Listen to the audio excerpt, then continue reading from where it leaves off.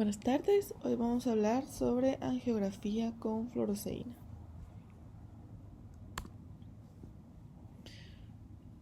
Este tipo de estudio es un procedimiento diagnóstico en el cual se utiliza una cámara especial, se toma una serie de fotografías de los tejidos sensibles a la luz en el fondo del ojo, o sea, para obtener imágenes de la retina.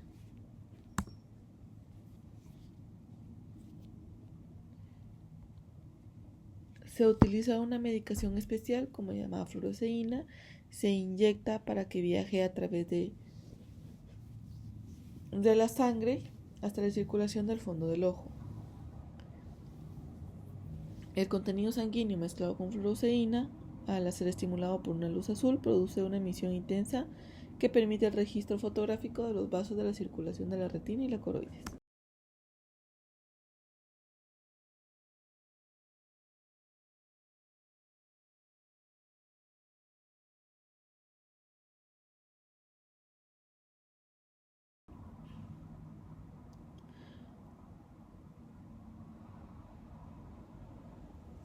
Tras la inyección, el contraste entra al torrente sanguíneo y a través de esta la circulación retinal y coroidea, siendo documentado su tránsito con una cámara fundoscópica.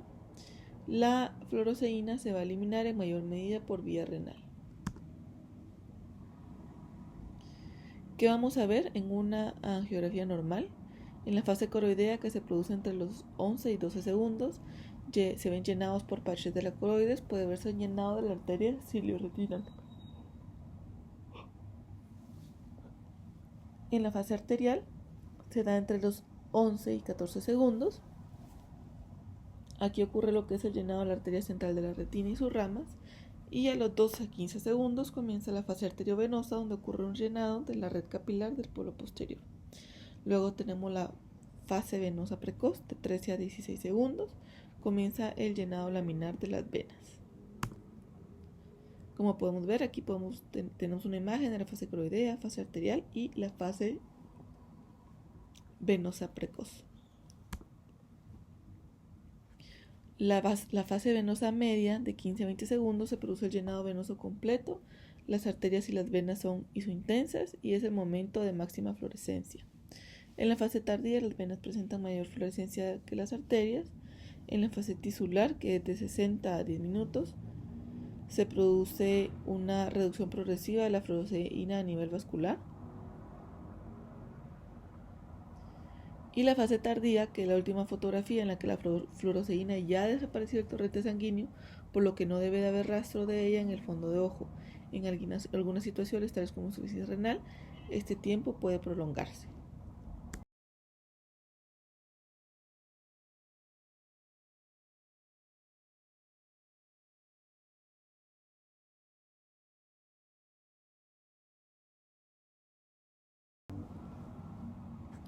Cuando se analiza la mácula, se debe tener en cuenta la fovea, que es el área central de la mácula, donde no hay un adelgazamiento progresivo de las capas retinales. Mide de 1.5 milímetros de diámetro central, 4 milímetros temporal y 0.8 milímetros por debajo del nervio óptico.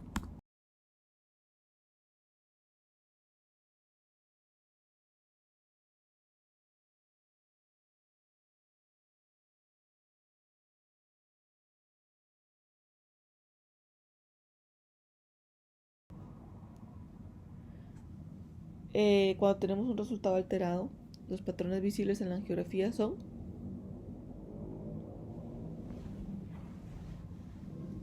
pseudofluoresceína, autofluorescencia preinyección, hiperfluorescencia o hipofluorescencia. La pseudofluorescencia ocurre cuando hay hiperfluorescencia preinyección debido a que los filtros no son complementarios. La autofluorescencia es la hiperfluorescencia preinyección. Se debe a la presencia de estructuras refractivas en el fondo de ojo, tales como drusen de papila, armatoma astrocítico, grandes drusen del epitelio pigmentario y depósitos de linfocina en algunas patologías maculares. El drusen de papila, como podemos ver en la flecha amarilla, hay lesión de una hiperautofluorescente a nivel del disco óptico. Aquí es un corte que corresponde con imágenes ovaladas y hiporreflécticas con paredes hiperreflécticas. La hiperfluorescencia, hay un aumento de la fluorescencia normal o la presencia normal de la fluoresceína. Se puede deber a exudación, escape de fluoresceína, tinción o defectos ventana.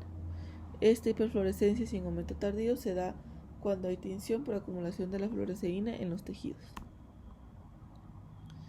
El efecto ventana es la pérdida total o disminución del epitelio pigmentario de la retina. La hiperfluorescencia aparece de forma precoz en el angiograma y en los tiempos coroideos su intensidad va disminuyendo. El efecto ventana presente en la degeneración macular asociada con la edad, como podemos ver en la imagen. Este efecto ventana en la imagen superior derecha de la autofluorescencia con defecto del epitelio pigmentario de la retina. Podemos ver en la imagen superior izquierda un tiempo arteriovenoso con una hiperfluorescencia que va disminuyendo a lo largo del estudio y casi desaparece en la fase tardía. Y como podemos ver, la lesión presenta un aspecto de maculopatía en ojo de buey. El desprendimiento neuroepitelial consiste en la separación de la neuroretina y del epitelio pigmentario con acumulación de fluido subretinial. Se caracteriza por presentarse en la coroidopatía central serosa, también se observa en la maculopatía exudativa, enfermedades vasculares no diabéticas y retinopatía diabética.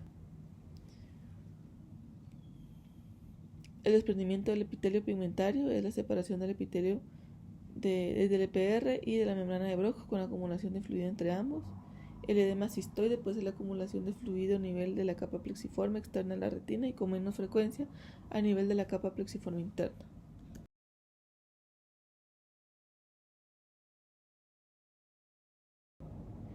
Las druses grandes donde ya se puede ver la hiperfluorescencia en la angiografía. Lesiones del epitelio pigmentario de la retina.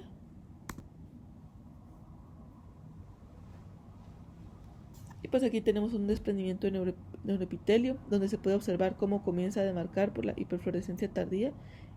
Como vemos en las primeras imágenes no se nota la demarcación, pero en la cuarta imagen las flechas nos están mostrando la hiperfluorescencia tardía. En el angiograma se observa aparición de una imagen hiperfluorescente puntiforme de bordes netos con aumento tardío por un desprendimiento del EPR rodeada de una hiperfluorescencia media de bordes difusos con incremento tardío vinculable con desprendimiento neuroepitelial que se puede apreciar en la OCT en corte horizontal que abarca parte de ese desprendimiento del neuroepitelio. El desprendimiento puntiforme del epitelio pigmentario también se puede observar acá en esta imagen. Como vemos acá, el OCT ya nos está demarcando que hay una lesión en la cual en la imagen de la angiografía se puede ver una hiperfluorescencia.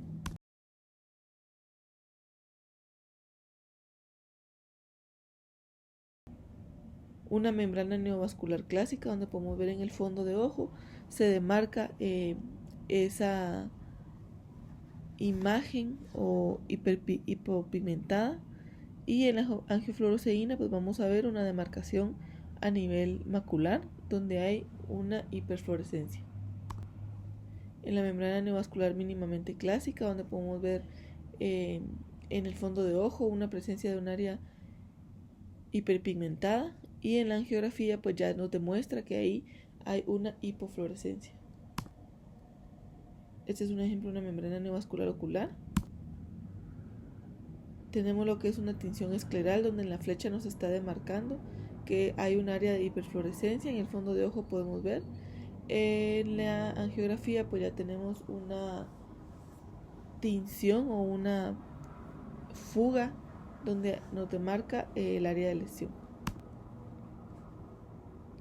El paciente con maculopatía asociada con la edad cicatricial con área de atrofia cororetinial temporal superior tratado con láser argón, podemos ver en la angiografía donde se visualizan los vasos coroideos.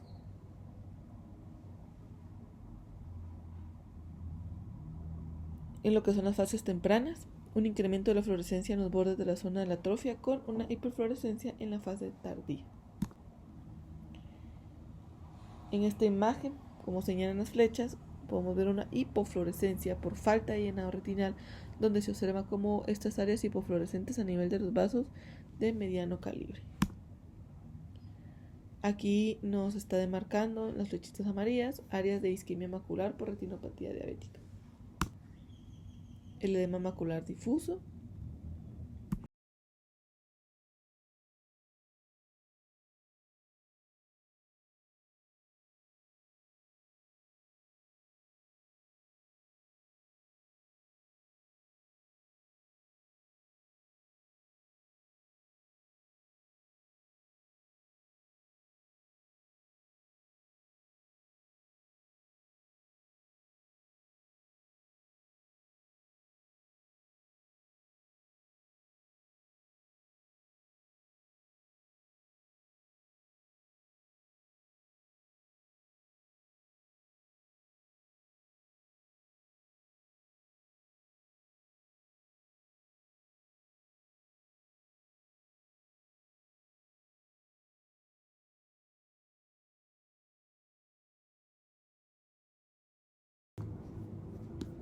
Muchas gracias.